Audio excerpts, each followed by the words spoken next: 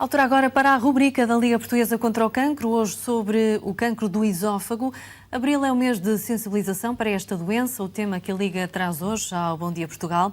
Ricardo Veloso, gastroenterologista, é nosso convidado. Muito bom dia, obrigada por estar connosco.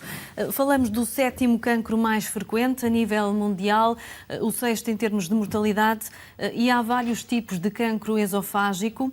Quais são os fatores de risco? Exatamente, muito obrigado novamente em nome do Núcleo Regional de Norte da Liga Portuguesa contra o Cancro. Podemos falar um bocadinho deste tumor, que não é assim tão frequente quanto isso, o 7º a nível mundial, o 6º em termos de mortalidade. Há efetivamente dois tipos mais frequentes de cancro do esófago, mas mais importante do que isso é que estamos a ver que há uma evolução neste tipo de cancro, em que em 2025 podemos ter um aumento de cerca de 140% neste tipo de cancro, o que é enorme. E isto porque há efetivamente dois tipos, os principais são o carcinoma epidermoide, que é um tumor que acontece geralmente na parte superior ou média do esófago, e o adenocarcinoma, que ocorre mais frequentemente na parte inferior do esófago.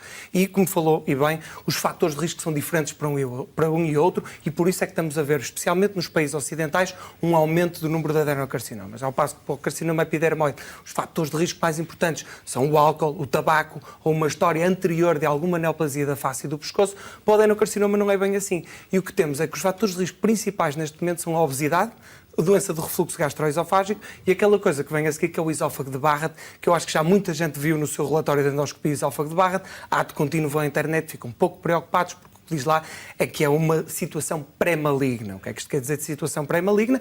É algo que ainda é totalmente benigno, mas que precisa efetivamente de vigilância. Só apenas um parênteses para dizer o que é isto do esófago de Barrett e para tranquilizar um pouco as pessoas. O esófago de Barrett é, no fundo, uma consequência da doença de refluxo durante algum tempo, em que há uma substituição do esófago, da mucosa, da camada interior do esófago na parte final, por outro tipo de tecido, que não do esófago, mas por tipo de tecido intestinal.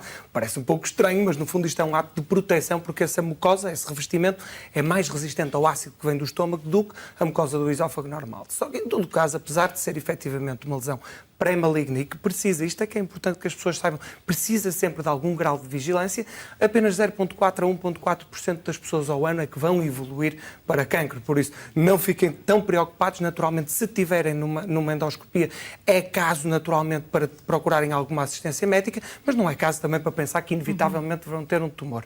E, como falou bem dos fatores de risco, há algo que nós temos que mudar e temos que mudar no futuro, porque isto é um problema mais dos povos ocidentais, e o que nós vemos é que o carcinoma epidermoide ainda é mais frequente no mundo, mas nos povos ocidentais e nos países desenvolvidos temos a ter mais adenocarcinoma, muito por causa da obesidade e dos maus hábitos alimentares que nós temos. Então, nós cada vez mais o que queremos é prevenir o cancro e não tratá-lo.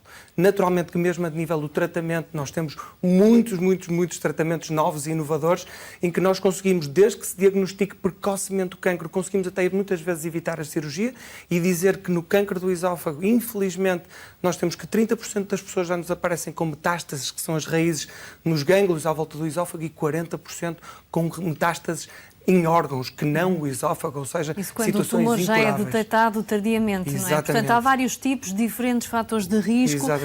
Genericamente, é um cancro mais frequente no homem do que na mulher. É conhecido o motivo? Não, tem a ver também com os fatores de risco associados a este cancro. Naturalmente que haverá sempre uma base genética, e já foram identificados alguns genes associados especialmente ao adenocarcinoma, mas tem mais a ver também com os fatores de risco, nomeadamente a doença do refluxo e a obesidade, que é mais frequente também nos homens ainda que nas mulheres. Em todo o caso, o que estamos a ver é que há um equilíbrio progressivo a nível dos povos ocidentais, porque a obesidade também é crescentemente um problema de saúde pública a nível tanto dos homens e das mulheres, mas efetivamente a nível mundial temos que o cancro do esófago ainda é mais frequente nos homens do que nas mulheres. Isso tem a ver também com o tabaco. Naturalmente, se fuma, para de fumar, é um fator de risco para tudo o que é cancro, e também a ingestão de álcool, mais para o carcinoma epidermoide, mas também pode ser um fator adjuvante no adenocarcinoma. E o importante é exatamente isso.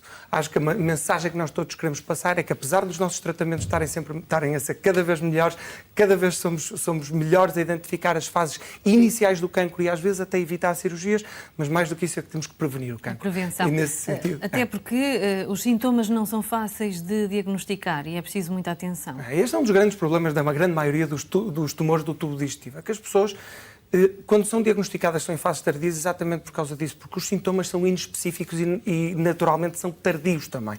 O sintoma mais frequente é a disfagia. O que é que isto quer dizer? É dificuldade em engolir.